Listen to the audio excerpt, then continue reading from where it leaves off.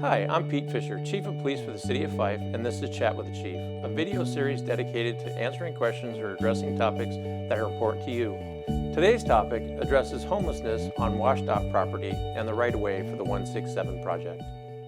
Today we will be including clips of an interview between a WSU student and Assistant Chief Garner to address this very important topic. Tell me about the crime surrounding that area. So yeah, I mean we track crimes, and we specifically track crimes in a given specific geographical area. So what we found were our shootings or shots fired calls, stolen vehicles recovered, robberies, thefts, possession of stolen property.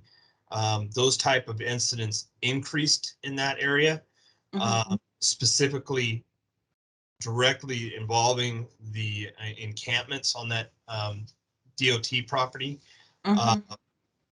So that was obviously a concern for us, and it was one piece of the puzzle, or at least one part of the issue that we were trying to deal with, leading up to the cleanup. But it's also very difficult because we would have people driving by and just, in their vehicles, and they would hear the shots fired call, or they would hear the shots fired and then call us. Officers would respond, but oftentimes we wouldn't have any cooperating witnesses. We wouldn't have any cooperating victims. We would go into the sites. We could see shell casings. We found vehicles shot, but we just didn't have anybody that would actually help us in an investigation. So we had a lot of that too. We knew the incidents were happening. They didn't always end up being a formal investigation or report because we didn't have anybody that was cooperating frequently. Did you see an impact on the community as outside of crime rates? I mean, morale or community spirit or anything else? Did you see any of it playing out that way? Yeah, I mean, there is. I think there's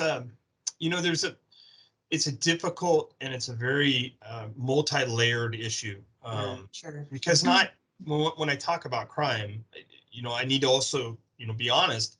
Not everybody in that encampment is a criminal. Oh, of course, right. So there's a lot of folks that have gotten there for various reasons. When we talked about housing prices, they might have lost their job, they might have mental health issues, whatever. Sure. So I think it's one of those things that you want to help if you can. You want to provide resources if you can to try to get them out of that situation. But I think community balancing that with also there's obviously impacts too. The crime that I spoke about, there's quality of life concerns that the community has. So yeah, I think the response from the community can be, angry at times, but at the same time, something needs to be done. But we also want something to be something good to come out of this for individuals that have to live in that condition at that property. Yeah. So I think that's the best way I can describe it for you. That's perfect. So because of the location of that particular parcel, it was a multi-departmental jurisdictional effort, wasn't it? How many departments were working on that? Fife PD was primary, but we had a lot of assistance from the Pierce County Sheriff's Department, Washington State Department of Transportation. We worked directly with their personnel for several months, even before leading up to the operational period.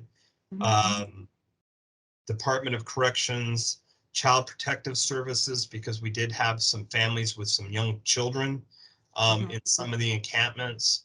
Unfortunately, we had to place a couple of the children just due to their living conditions, so they were part of it. Pierce County Animal Control, and then Greater Lakes Mental Health.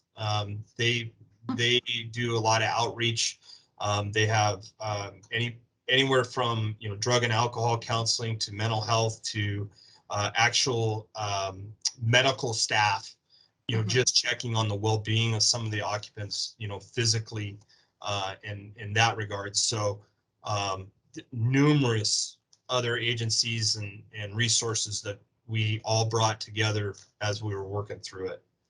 How about biggest successes, or is there a particular story that stands out to you and a positive one? No, the numbers, the numbers of people that did accept, resources and wraparound services, I think are the success story. Giving them at least the opportunity to get themselves out of the hole that they're in, and maybe not have to resort to living in those type of conditions moving forward is obviously a big win.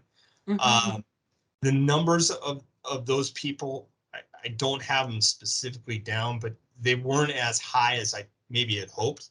But you got to start someplace, Yeah. and even if it was less than, a dozen, or maybe, a couple dozen, that's better than where we were back in November. Absolutely, yeah. So I find that to be a win. There are obviously a lot of folks that refuse, that kind of help, or, that kind of outreach. And that's the sad part, because, where are they going to go? Yeah. Might not be on that property in Fife anymore, but they're going to end up someplace. And Yeah. how do we overcome that? And that's the $1 million question. The police department serves a role in that problem, but it's only a small role. There's a lot of other things that need to be done to address this. And my hope is that those efforts continue, and maybe next time it isn't a couple dozen that get that help or take that help. Maybe it's more, and we continue to find, more permanent solutions than what we're seeing today. Thank you, Lacey, and thank you, Assistant Chief Gardner. As you can tell from the clips, this is a very serious topic that's important to our community and those experiencing homelessness. It requires a great deal of resources and coordination to make sure that we get the help to the people that really need it, while ensuring that our communities remain safe. I want to thank you for joining me on today's episode of Chat with the Chief. If there's topics or questions that you would like to see on Chat with the Chief, please send them to us. And I look forward to seeing you on the next episode.